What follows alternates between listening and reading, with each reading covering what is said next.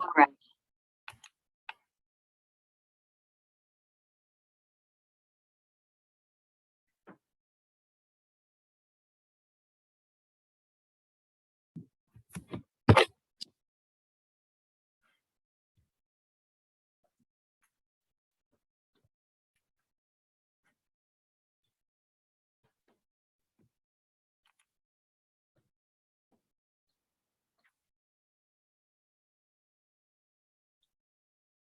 Hello.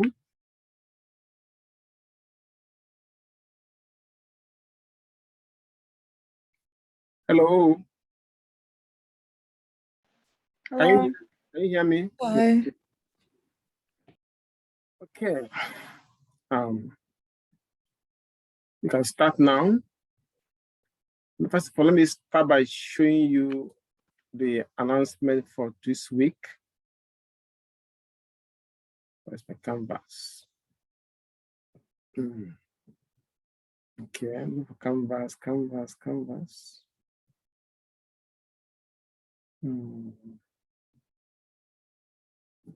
Got it. So, this is the week 11. And so this is lecture 7. You can see lecture 7 in the files section.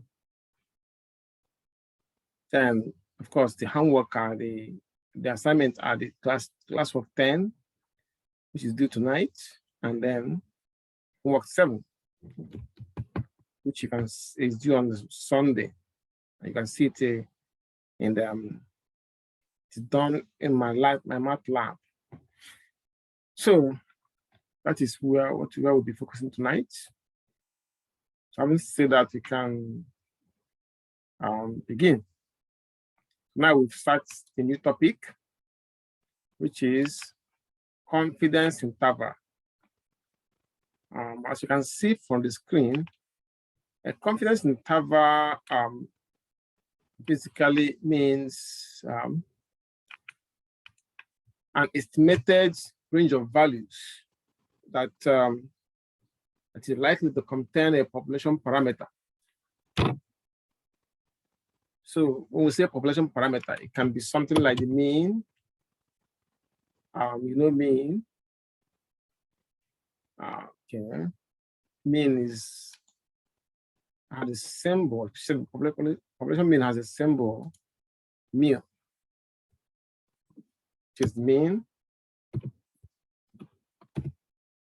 Of course, you know the standard deviation. These are all population parameters.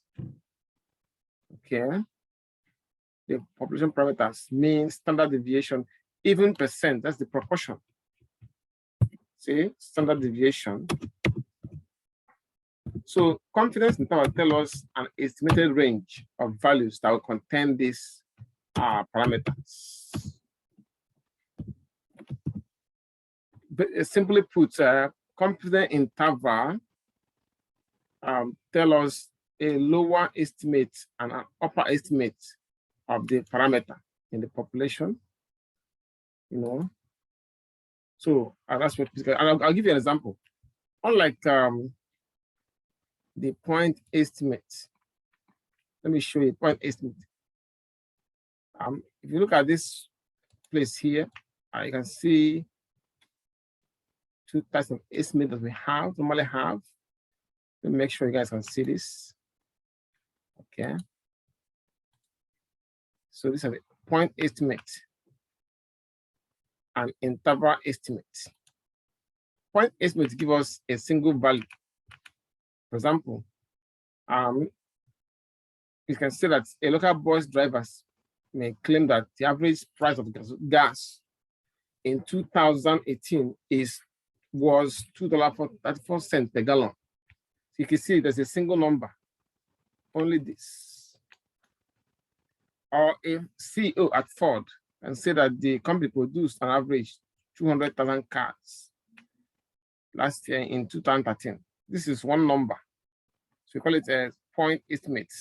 It is a single number numerical value of the parameter of interest.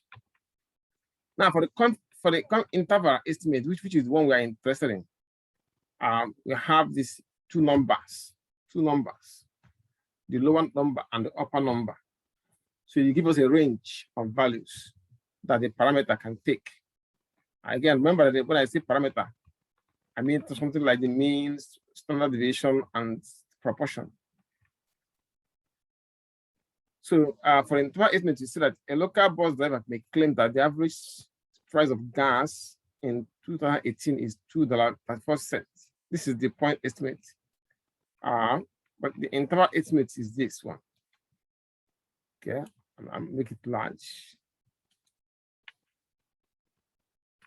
A local bus driver claimed that the average price of gas in the 2018 was between $2 and $3 a gallon. So you can see that there's a range from $2 to $3, and there's a lower range and upper range. That's what makes it an interval. Now, the CEO of Ford can also say that the company produced on average between 190,000 to 250,000 cars in 2003. This is just estimate. It might be true or may not be true. So this is kind of estimate we want to generate when we are doing confidence interval. An estimate that involves two numbers, the lower part and the upper part. Now, our confidence level. The confidence level we normally use in statistics are usually the fifth level. Okay, like a fifth level. Sorry. The confidence level is simply means the likelihood that the true population parameter or that the range that we have, I'll put it this way, a percentage value that tells us how confident we are that the range of values we have contain the population parameter. That is what the confidence level says. So that's why I wrote here that it says the likelihood that the true population parameter lies within the range specified by the interval.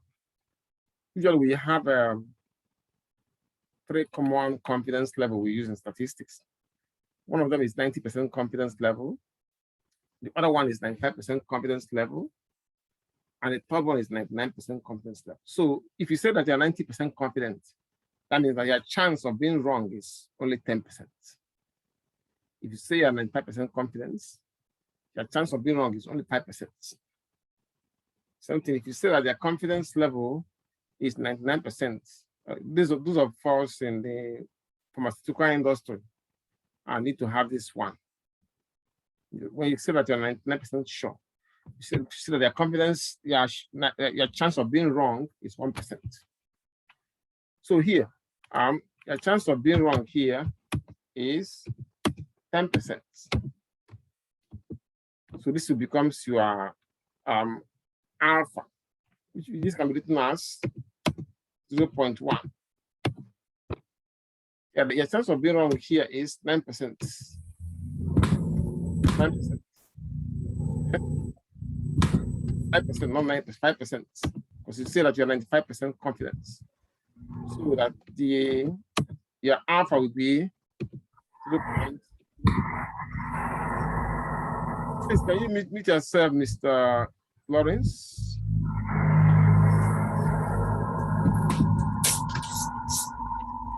Lawrence, can you mute yourself? Okay, good. Your chance of being wrong here is 1%. That means that your alpha is 0.01.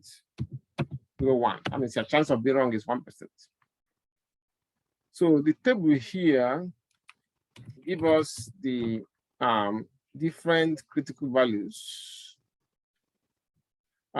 for confidence level, different confidence levels. So what are the critical values? Okay, they are calculated using the confidence level given to you and this formula here, P over 200. This P is percent over 200. Now, this is a shortcut method to get them. Shortcut if you are doing confidence interval.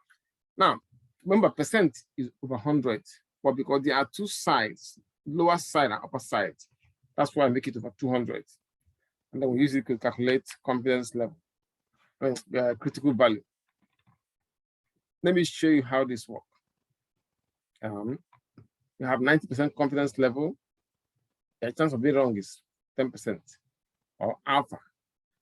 the critical level will be 1.645 or 1.65. Depending on what your proposed theory to use, whether it is he says stop at 3 decimal places or 2 decimal places. The 95% confidence, the confidence level is 3.2. Yeah. All right. Now, let's see how we can calculate this. For example, let's look at the first one. Remember the formula is this. To find the critical value is this one. I'm going to write it here. Now, remember that if you say that you have 90% confidence, your alpha, which is a chance of being wrong, is 0.10, which is your alpha. How do you use this to get the confidence critical value? So what you're going to do is this. Say P over 200. That means P, in this case, for 90%, P is 90. So 90 over 200. Okay. Make it bigger. A little bigger. Okay. That gives us, look at this. If you go to our calculator,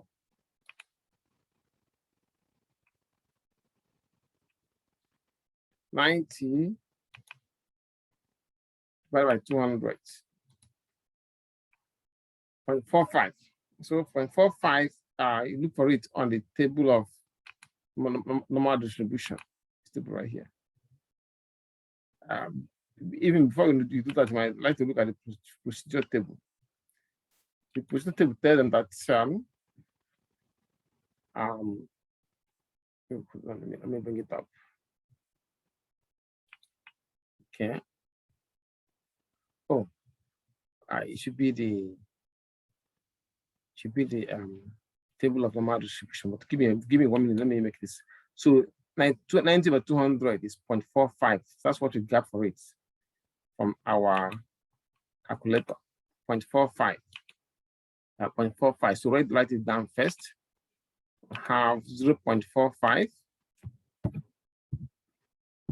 00. Now we look for this on the table. Why do I make it 00? Because at the table, you see that all the numbers have 4 digits. So look at the table of normal distribution. I uploaded this table for you. Let me make it a little bit bigger. So you find the number that is close to 0.45. Okay. This is the answer here. Have 0.45. Make it 4 digits. Okay, 0.4500. Now you go to the table and find the number that is closest to it. 4500. You can see that this is 4495 and 4505. They are the closest. This one is 5 points away. 5 points away. So you check when there are two of them are equally close to it, choose the bigger one. So if flow this left. 1.6. Okay. 1.6. 1.6. Then it go up 5. So the answer becomes 1.65. Like it's here. 1.65. Now you can see it here at the top. I got something here. See? For 90%. That's one alpha is this 1.65. Now, questions on this? Any question on this? Okay, good. So that's how you get the critical value. For example, this question here, let's try one of two here. Okay. So find the critical value. I think we did this. Find the critical value, the alpha of 2, corresponding to 90% to 95% confidence. So in that case, what you're going to do is to follow the same rule we use at the beginning. It says find the critical value for corresponding to 95% confidence level. So we have it in this form. Okay. see. What we do is to get the formula again and put it right here. Okay. Now, for that one, it says for 95% confidence, that means equal 95 over 200. Again, why 200? Because it's two sides. Okay, two sides. 95 over 200. Then you go to your calculator and get that. Okay, 95 over 200. 0.475. 0.475. You go to your answer and put 0.475. 0.475. Put it 0, make it to 4 digits. And you go on the table of normal distribution to look for this number here. If you don't find exactly this number, you look for a number that is closest to it, as we did on, like you did on this one. Okay. So you go inside the table and look for 0.4750 inside the table. Okay. Okay. 4500. Make sure you are seeing this. Yep, you can see it. 4500, 444. Okay. There is a 4484. Then we have 4495, 45. So after 4495, we see 4505. But that's not what we're looking for, though. We're looking for number 4750. Okay, so let's go to that. 4750. Okay. 47. You can see right here. 4750. If it is the left. Okay.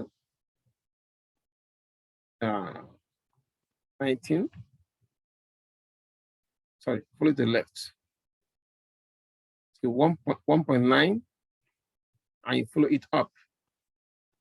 6. So you got 1.96. Remember, you start looking from 0.4750. So 1.9, which is for Z. Then 6 when you go up to 6. So you have 1.96. So let's go and put it 1.96. Okay, 1.96 critical value. So that is how you get all these critical values. Question? Any question? Class? No, no questions. Now you look for confidence critical value if the question asks you to find it. But usually we give the critical values for confidence for different level of significance. For example, if you go to this table or this statistical table and scroll all the way down, you see critical values for confidence interval. You know. Now another one. It's another one that will show you all these confidence levels. So give me one, let me show you that one. I think it should be table 7. So within that statistical table, let us go to table 7. You have it. Okay. Well, they didn't write the table value, but you can see 0.90, 1.645, 0.95, 1.96, 0.200 is something. Okay. Now we can now go back to our work. So now that I have shown you how to get it, and I've also showed you a place where you can find the critical value for different confidence levels. For 75%, you have this here. For 8%, you have it 1.28. For 90%, 1.65. Okay, so now all you have to do is to, where you're solving a question, you come here and pick it up because it's already given. But if it is not given, you have to find out as Z by yourself. Okay. So let's do one or two examples. Okay. So let's look at confidence interval for the mean for large samples. Okay. For large samples. So we say that sample is large, sample size is large if it is greater than or equal to 30, especially if the confidence interval values, if we know the standard population standard deviation, then even if it is greater than or equal to 30, I will assume that it's a large population. So remember that the best point estimate of the population parameter is the sample mean. So that means what I mean to say here is that the best point estimate of the population mean is the sample mean. So how do we write sample mean? I'm going to show you in a minute. This section won't let me put the character. So I'll go and get the character in the other section here. Okay. Sample mean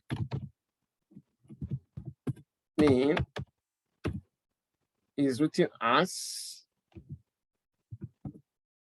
equals x bar. Okay. It's written as x bar. Sorry, I got it here. X bar. Okay. So you can see the difference between the two. X bar is sample mean. Go there and put it. Give me 1 minute. I want to put it to the right place. I see it. Okay. This is the sample mean right there. And the population mean, for that one, we use a special character. I think it's a Greek character. Population mean, okay. Let's see. Yep, I got it. Population mean.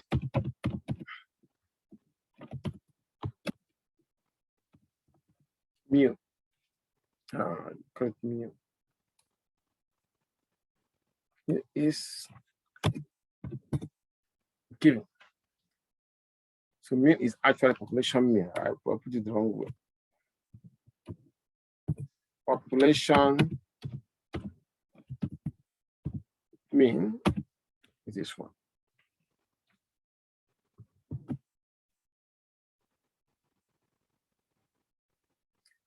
Okay. Can put it right here.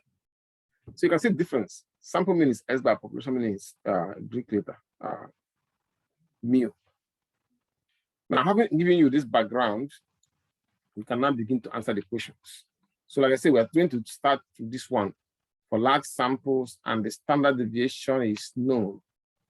A large sample is when n is greater than or equal to 300, provided that the sample is selected at random. And let's apply it to this question here. So you can see how to estimate the confidence interval. You see, a sample of, excuse me,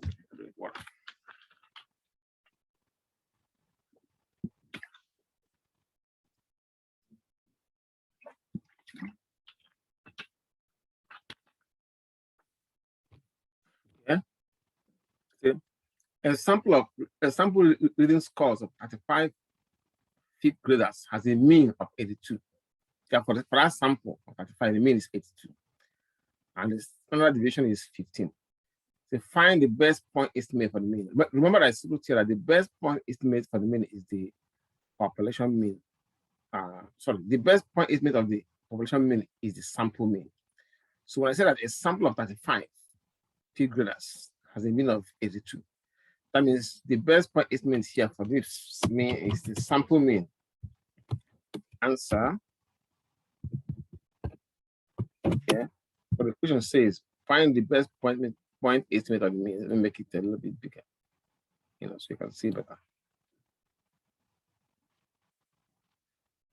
So the best point estimates or the sample mean. That was the first question. And in this question, it said for the sample of 82, the answer is first point estimate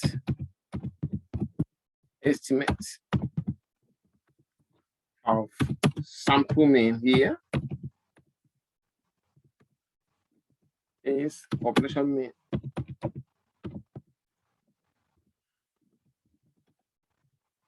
Okay. So that answered part A. We say find the best point estimate. Any question on this? Any question? Yeah, no question. Excellent. Now let's answer part B. Part B asks us to get the confidence interval. Say find a 95% confidence interval for the mean reading scores of all fifth graders. Now, you will see this in your projects. I have not put it yet, but I'm going to put it this week. Okay. Now, and okay, solution. So for you list the values. Say that a sample of reading scores of 35 figures. So that means n equals 35 as a sample size. Okay. N equals to n equal. Okay, that's the sample size because there are 35 fifth graders. Now, and this is the sample mean of X bar. So out of this sample of 35 fifth graders, there has an average of two of them. So the reading score, a sample reading score of 35 fifth graders has a mean of 82. So mean here becomes 82.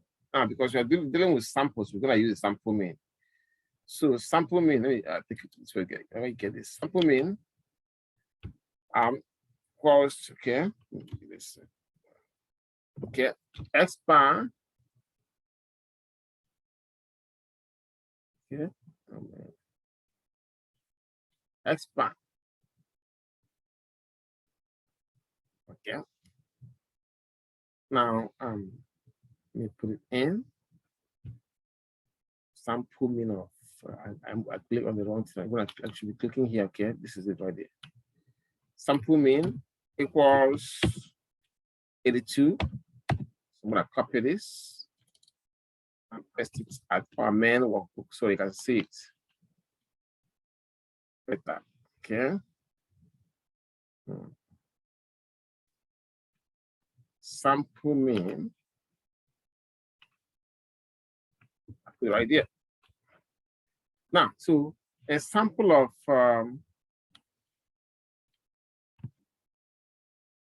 okay, a random sample of 35 fifth graders, so n is 35, has a mean of 82. Now the standard deviation is 515. Our standard deviation will be this number here. This is a variable here. Standard deviation is 15. 15. Okay. Always see the small triangle. Okay, okay. Right here. That's better. So now we have the standard deviation, we have the sample mean, we have the sample size.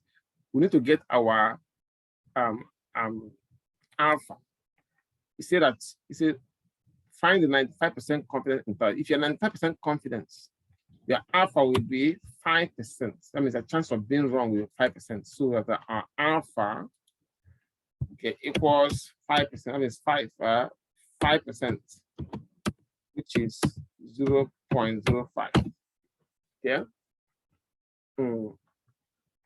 Now, to get our critical value Z, using the shortcut method, we use the formula here that I just showed you. Gonna be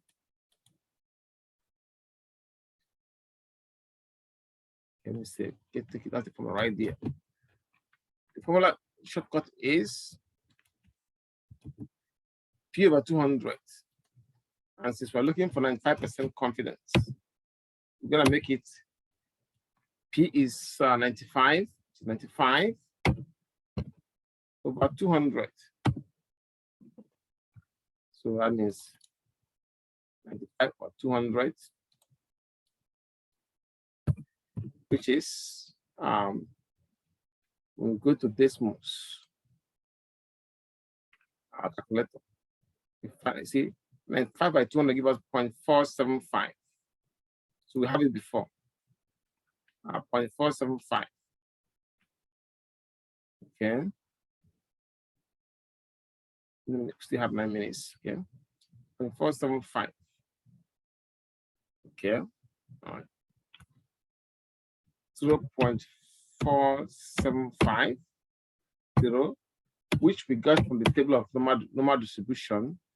If we go there and we see that it is our table. Where's our table of normal distribution? It's right here.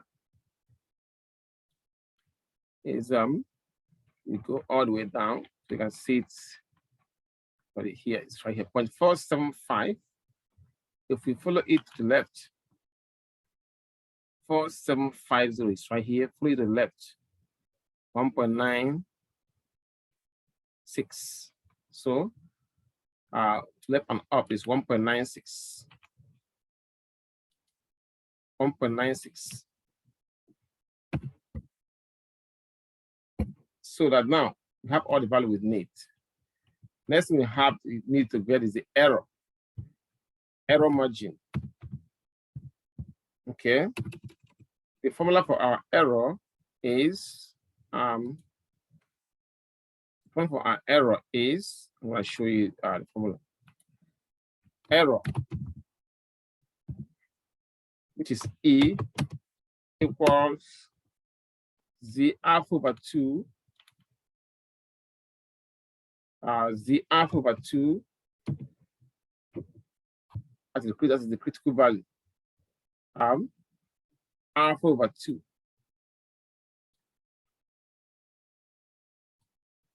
Alpha over 2. Alpha is right here. Let me see if I can get it from here. Okay. Alpha over 2, which we got as 1.795 times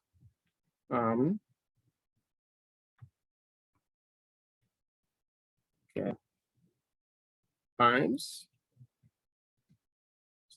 standard deviation. Excuse me, I'm gonna get it from here. Times standard deviation over square root of n, which is standard deviation is right here. It's gonna be standard deviation over square root of n. Okay, which is now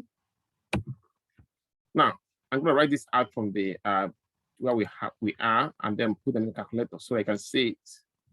So writing that, we are gonna plug in all these numbers to that formula. So we'll write it out. The alpha over 2 is, we find it at 1.96. 1.96 times standard deviation of 15, which is right here, 15, plus square root of n, n is 35. So going back there, we have it as the alpha over 2 is 1.96. Okay, times standard deviation over square root of n. Our standard deviation is 15 divided by square root of n, which is right here. Square root of n. And n is this, which is 35. Now we can get this formula answer from the calculator. So we go to the calculator to find this out. So we have regarding this 1.96. Okay, times standard deviation of 15 divided by square root of 35 Yeah, give me 4.9695, so 4.97, approximately 4.97. So we go down and put 4.97. So we got 4.97. I put it on this here. 4.97. Okay. 4.97. Then we're gonna copy this and paste it there. So you can see the error margin. So this error margin, we subtract it on the left side. See? Right there. So we subtract 4.97 on the left side and add it on the right side to get the confidence, 95% confidence level. So the 95%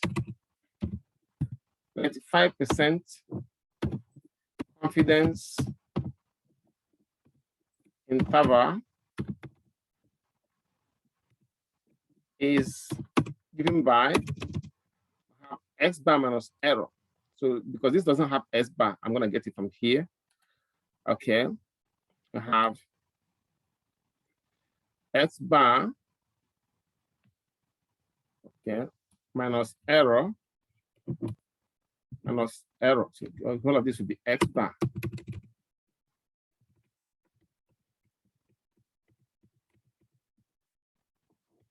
X bar minus error is less than the mean, okay, and is less than X bar, okay, plus error. So I'm gonna get it from here and put it right there. To show that we subtract this from C. So I'm gonna move it all down so we'll have enough room for that. So you can see the S bar minus error here. Now S bar is the mean. It's 82 minus error of 4.97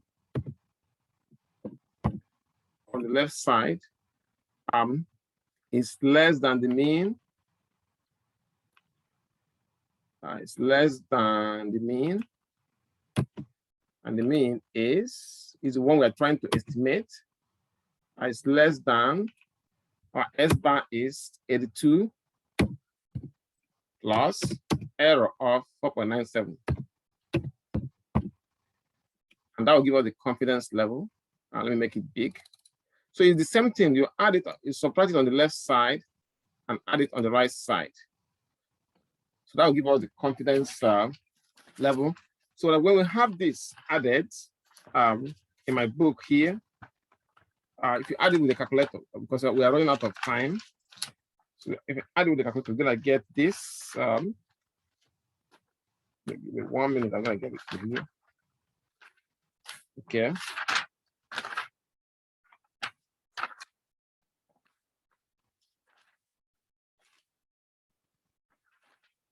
You have it as an answer I got was 77 less than mean.